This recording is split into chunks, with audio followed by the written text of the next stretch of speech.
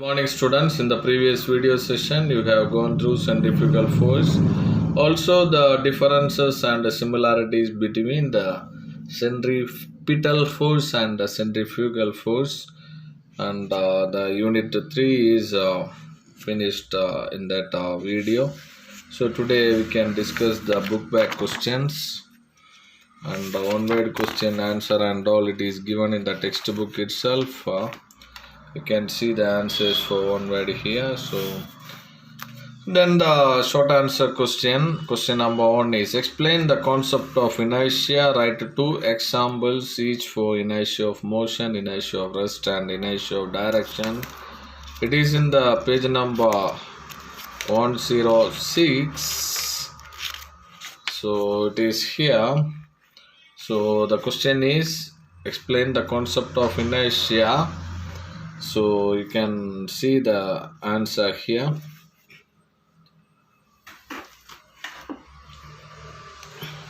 The inability of the object to move on its own, its state of motion is called inertia, and you have to write this example: inertia of rest, inertia of motion, inertia of direction. So you can see the short answer. First question, first you have to write inertia definition. You have to write these 3 example in page number 106 and 107.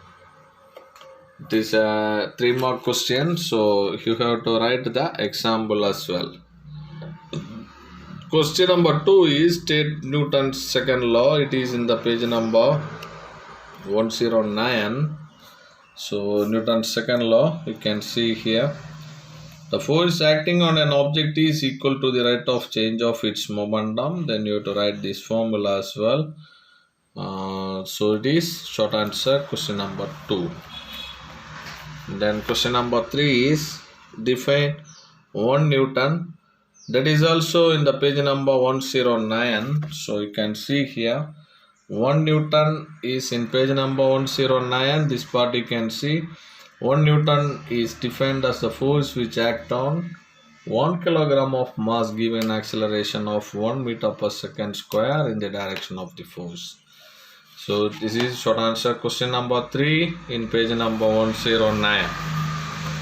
Then question number 4, show that the impulse is a change of momentum. So you can go through page number 134. So here you can see the integral, page number 134, short answer question number 4. The integral f dt is j is called impulse, and you have to write it is equal to the change in momentum of the object. Then you can write this derivation and equation. This equation is called the impulse momentum equation. And for a constant force, the impulse is denoted as j is equal to f delta t. It is also equal to the change in momentum of the object over the time interval delta t. It is a vector quantity. The unit is Newton second. Up to here you can write it is short answer question number 4. Question is the show that the impulse is a change of momentum. Question number 5, using free body diagram, show that it is easy to pull an object than to push it. So in page number 140 and 141 you can see. So you have to write about the forces. F can be resolved into forces. So when your body is pushed, so you can write this paragraph. So here you can use when a body is pushed, so F can be resolved into 2 component, F sin theta, F parallel sin cos theta, and what is the use of these two? F cos theta perpendicular to the surface and F sin theta parallel to the surface. Then the total downward force acting on the body is mg plus F cos theta. Then you can write since there is no acceleration along the vertical direction, so that the normal force N is equal to, you can write this equation on the page number 141. And this equation, it is very important, these two diagram. This diagram as well as this diagram, then this equation and this equation. So this many things are very important. It is a very important 3-mark question, very important 3-mark question. So this part is very important, and for this much things you will get nearby 2.5 mark. This is a 3-mark important question. So the question is, use free body diagram, show that it is easy to pull an object than to push it. Question number 6 is, explain various types of friction, suggest a few methods to reduce friction.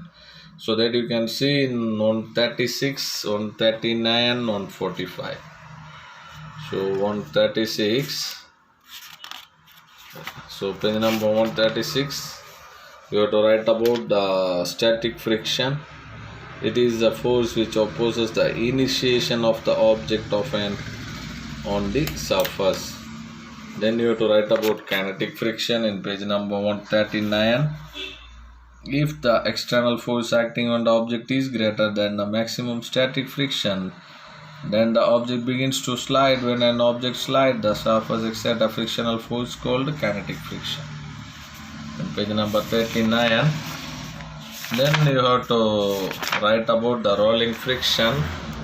You can use this definition, and here it is no proper definition. So you can use this, the force of friction that comes into act when a wheel rolls over a surface. Then you have to write what are the methods to reduce friction. So that you can write from page number 145. To reduce the kinetic friction, lubricants are used. Ball bearings provide another way of effect to reduce the kinetic friction. So these are the things you have to write for the question number 6. So you can refer page number 136, 139, also 145.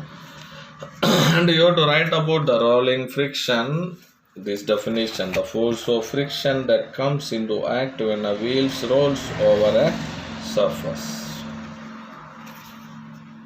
Next question is, what is the meaning by pseudo force? So actually in the textbook there is no proper definition, so you can write this definition. A pseudo force is an apparent force that acts on all masses whose motion is described using an inertial frame of reference, such as a rotating frame of reference. If you take a screenshot of this and write this on your textbook. Pseudo force is an apparent force that acts on all masses whose motion is described using a non-inertial frame of reference, such as a rotating frame of reference. And then question number 8, state the empirical formula laws of static and kinetic friction. So you can see page number 137 and 139. It is about the laws of static and kinetic friction. So empirical law is here, you can see this in page number 137. Empirical law of static friction. The magnitude of static frictional force, if satisfy the following empirical relation: 0 is less than or equal to Fs or less than or equal to mu Sn, where mu s is a coefficient of static friction. So this is the empirical law of static friction. And in next page, it is in the page number 139. Here you can see the magnitude of kinetic friction satisfies the relation Fk is equal to mu Kn. So where mu K is the coefficient of static friction, and you can write this mu K is less than mu s. This implies the starting motion is more difficult than maintaining it. So that is what next question is, state Newton's third law. Short answer question number 9. It is in the page number 110. State Newton's third law. So you can see here in page number 110, Newton's third law states that for every action there is an equal and opposite reaction. You can see in page number 110, Newton's third law, every action there is an equal and opposite reaction. Then what are inertial frame? So you can see page number 108. What are inertial frame? Question number 10. So here you can see in page number 108, if an object experiences no force it with constant velocity or remains at rest. This is first point, and the second point you can add here. A frame of reference in which Newton's first law, so you can write a frame of reference in which Newton's first law of motion hold good is called an inertial frame. So first you have to write this sentence, then you can add this point, a frame of reference in which Newton's first law of motion hold good is called an inertial frame. Then next question, it is question number 11. Under what condition will a car skid on a circular leveled road? In page number 151, you can see here, this is page number 151.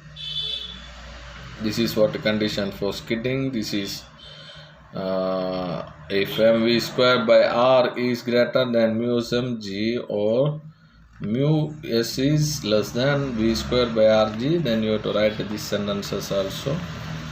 If the static friction is not be able to provide enough centripetal force to turn, then the vehicle start to skid.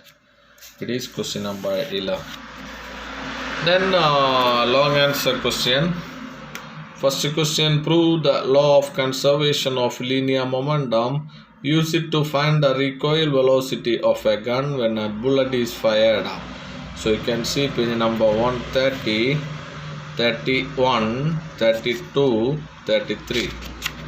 So page number 130 it is starting. So you can start from here. When particles interact with each other, you can start from this paragraph. Then all these. Next page, this all until this definition. Here you can stop it. After this, you can write the example. Next page 132. Consider the firing of a gun. This full example. No need of this diagram. You can write this paragraph, this equation. Then next page 133 up to here. So this is long answer question number 1. Long answer question number 2. What are concurrent forces? State Lami's theorem. So you can see in page number 129. So here you can write about the concurrent forces. Collection of forces is said to be concurrent if the line of forces act as common point. And next you can write about this Lami's theorem. So the magnitude of, if the system of three concurrent and coplanar forces in equilibrium, then the magnitude of each of the forces of the system is proportional. So this all you can write up to this diagram also you have to use. Up to here you can write. This is what a long answer question number 2. It is a very important 2-mark question. And long answer question number 1 is very important 5-mark question. In this unit, next question is explain the motion of blocks connected in by a string in vertical motion and horizontal motion. So you can refer in page number 126, 127 and 128. So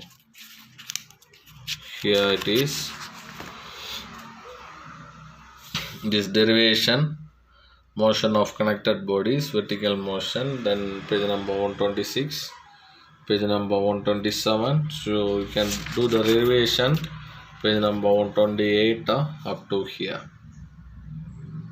Okay, this is long answer question number 3. And question number 4 is briefly explain the origin of friction so that an inclined plane angle of friction is equal to angle of repose. So in page number 136 and 142. So 136, you have to write about this origin of friction here, this first paragraph. Then you can write about 142, page number 142, angle of repose fully up to here. Okay, the angle of repose is same as angle of friction. This is long answer question number 9. Sorry, question number 4. Then long answer question number 5. State Newton's 3 laws and discuss their significance. So page number 106, 109. So page number 106. Here Newton's first law. 106, Newton's first law. Then 109, Newton's second law. Then 110, Newton's third law. And 111, discussion of Newton's law. Hold the point. Which is already you have marked this thing, I think. So you can short it and write. So all this discussion. Next page also 112, 113. So all this you can make it short and write. Then question number 6. Explain the similarities and differences of centripetal and centrifugal force. It is in the page number 156, table 3.4. It is one of the very important 5-mark question. So you can study this 5 point. It is very important. Then question number 7. Briefly explain the centrifugal force with a suitable example. It is in the page number 152 and 153. So 152 and 153. Here you can see. So it is in the 153 page number. You can start this paragraph and up to here you can write. So this is what a long answer question number 7. So in page number 153, this paragraph and this much things. So this is centrifugal force, long answer question number 7. And question number 8 is about the rolling friction in page number 144. So in 144 you have to write about the rolling friction from here to everywhere. So the whole thing about rolling friction in page number 144. Then in question number 9, describe the method of measuring angle of repose in page number 142. You can see the same angle of repose.